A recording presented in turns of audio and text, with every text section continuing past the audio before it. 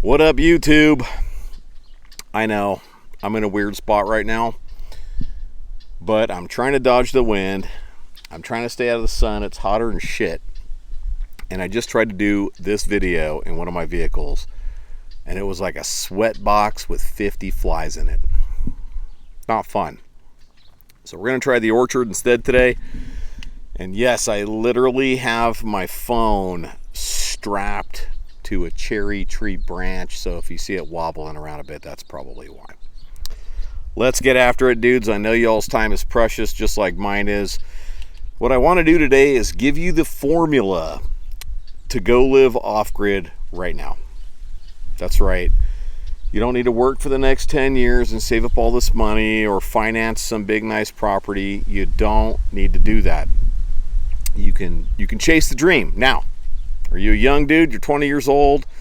You don't have a lot of assets built up, but you want to make it happen. I'm going to tell you how. And there's a formula for everything, guys. Let's say you want to build muscle. There's a formula. You follow it, you'll build muscle. You want to burn fat? Follow the formula. You want to own 10 rental properties in 40 years and have them be the bane of your existence as a retiree? There's a formula. You can do it. You want to be a sussy bussy? You want to be the hot little twink out on the scene? You know what I'm saying? There's a formula. I don't know that, so I can't teach it to you, but I'm sure somebody has the formula somewhere. At any rate, dudes, and yeah, sussy bussy, I know, I got a whole bunch of Gen Zers, so I hear the weirdest shit sometimes. Let me get right after it, pimps. I'm going to get right after it. Here's what you need to do. You need to pick which format you want to use. And these are going to be either truck camper on a truck, obviously, a small travel trailer, van life, or sailboat. And as a matter of fact, I intend to do 4 videos later where I get into the details, the nitty-gritties of each one of these platforms, because I've actually done it. I guess I should talk about what qualifies me to do this video. Like, why should you listen to Efficient in the Field? And dudes, here's the deal, man. I have done this. I've done it off-grid living in these exact formats. I've done 3 years on sailboats, 3 years in truck campers, 2 years van life, and 2 years in a travel trailer. I did 1 travel trailer, but I did 2 different vans. I did 2 different truck campers, and I did 2 different sailboats, although I owned more than that.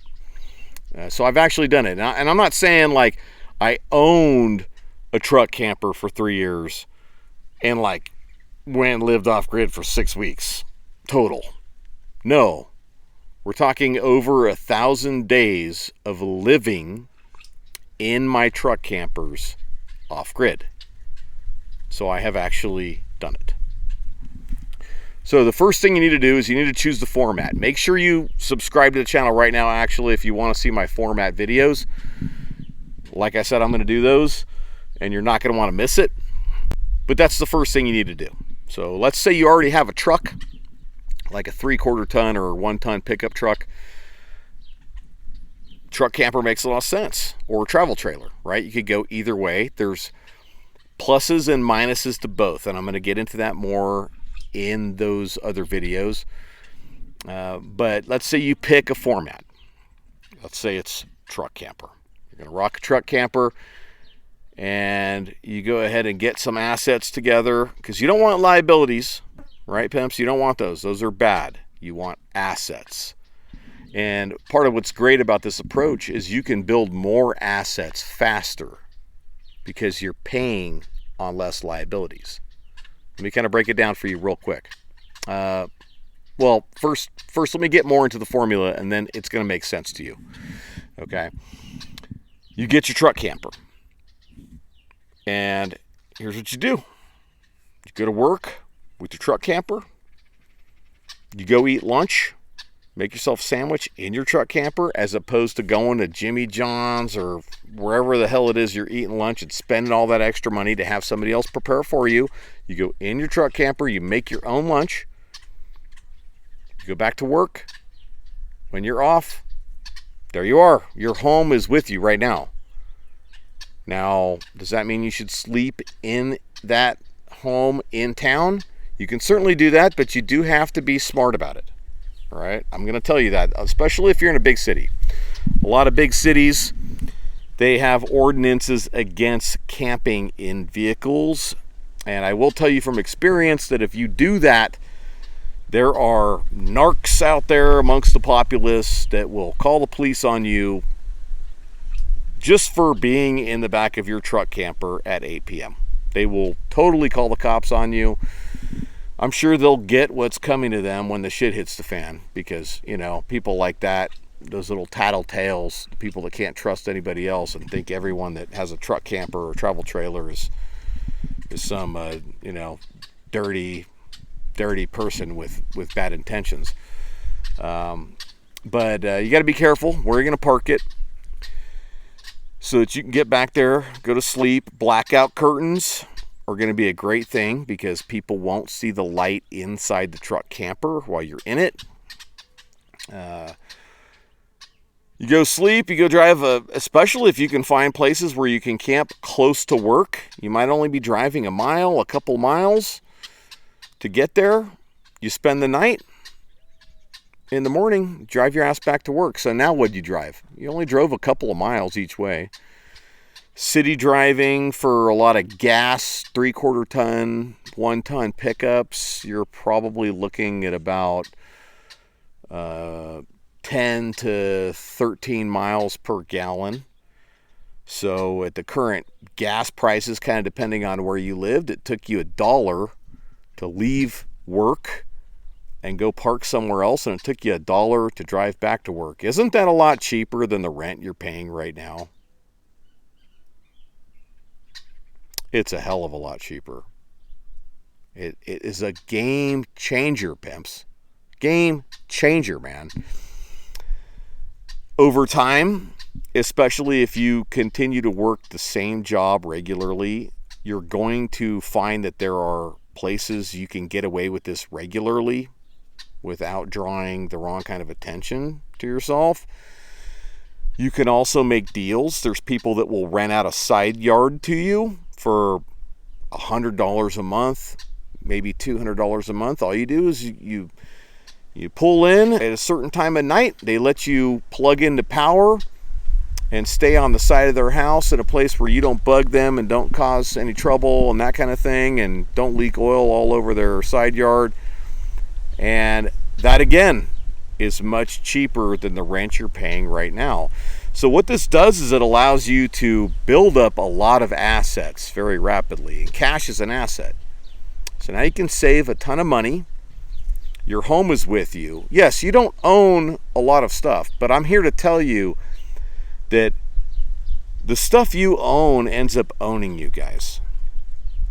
It does. And I can really say this because back in the day when I was running the rat race and working hard and owned shit and, had a house full of belongings, my stuff owned me.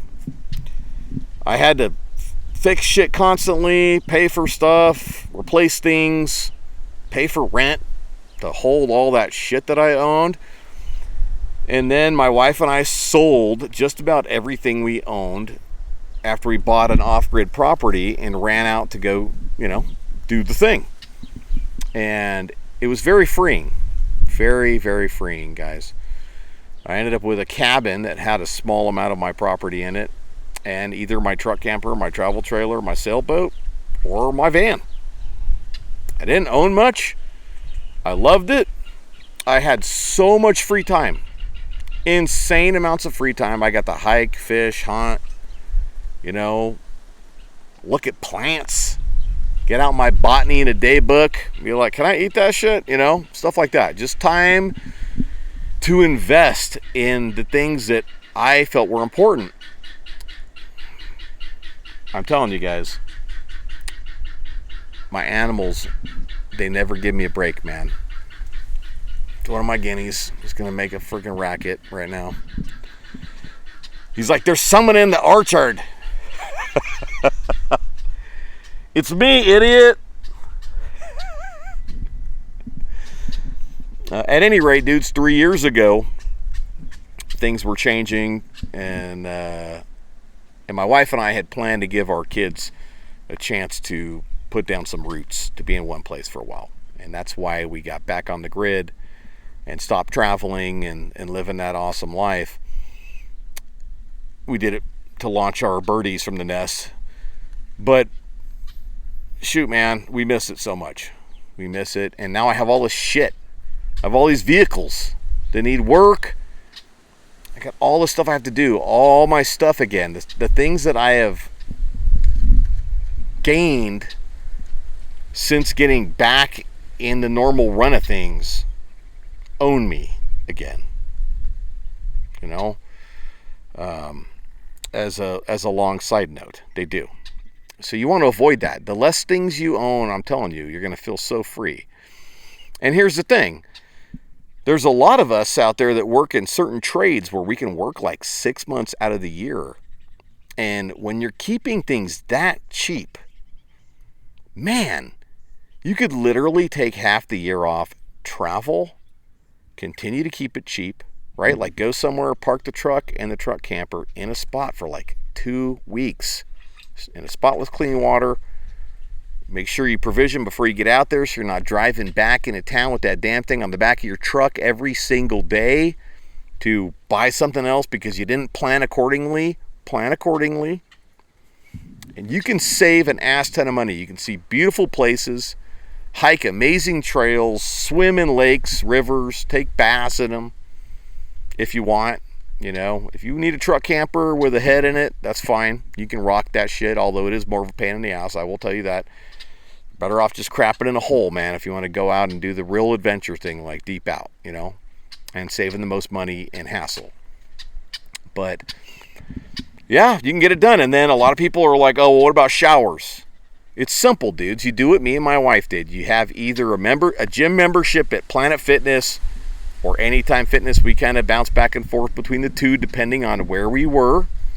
They're very affordable, and they have showers. So in the morning before you go to work, you get into the Planet Fitness, boom, you pop in, get a little bit of a workout on. Might as well, man. You're paying for the freaking gym membership. Take your shower, get your ass dressed, shave your face, get your ass to work, make that money. Save up that big ass bankroll. This is really a game changer, dudes, because a lot of young people get stuck with rent and it's hard to get out of it. You know, it can be really hard to build up that initial bankroll to purchase a property. Not that I'm suggesting you finance a property that you're going to buy. I would really tell you to save cash, pay cash.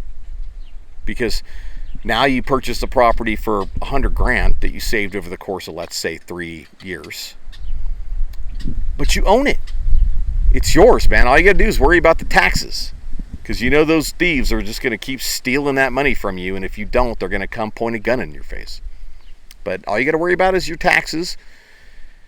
And if you finance that same property, that $100,000 property, by the time you get it paid off, what did you pay into it? Well, you paid a lot more than $100,000. So now you had to work more for longer. Your time and labor is worth something. Don't throw it away for instant gratification on something you can finance and get into right now. Don't do that unless it makes sense. Okay? It needs to make sense. If you're going to finance something, it really needs to make good sense for you right now. All right, dudes? I think that's about it. I think that maybe I should get into a few other things because especially if you're working in a town that's like not too big, say 100,000 people, and maybe there's like some BLM on the outskirts, you know, or some national forest, stuff like that. Guys, a lot of times you can get into town, work in town for your 5 days, and bail for the weekend to some cool fishing spot where your house is literally right there on the shore. Winning, man. You know, not to mention that you're catching your dinner and catching your breakfast. Who wants to step outside of their house, throw a line in the water, and throw a trout on the fire? on their cast iron pan in the fire for breakfast. This guy does. I've done the shit out of it. It never gets old. Okay? Never gets old. And as a matter of fact, guys, I would like to get back to that at some point in time. Hopefully this world won't be so crazy in a number of years and I can get all my birdies launched and I can go live the big off-grid travel dream again. And you can still be a survivalist doing this. You're not going to be so much of a prepper because there's only so much you can carry. But I'm going to get into the details of that in future videos where I break down these different formats. Truck campers, travel trailers, sailboats, van life. All right? You're going to want to see it. Make sure you subscribe. As I already pointed out, there's a lot of money to be saved, but I could get more into the nitty-gritty, and I'll probably do that when I talk about these formats. But let's take propane, for example. If you're rocking a truck camper and it's got, let's say, a 3-burner stove in it and an oven, do you need to be using that? You don't need to be using it that much, really. You don't. A lot of lunches you're going to cook for yourself before going to work can be cold. Maybe a little bit of coffee in the morning is going to take a little bit of propane.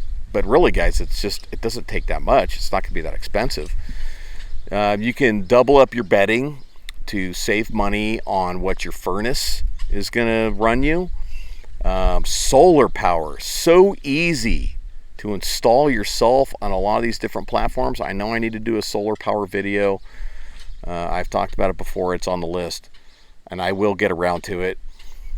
Super easy, though, to put on these kinds of things, and just to make sure that your batteries are going to keep running. You're going to have lights to read by.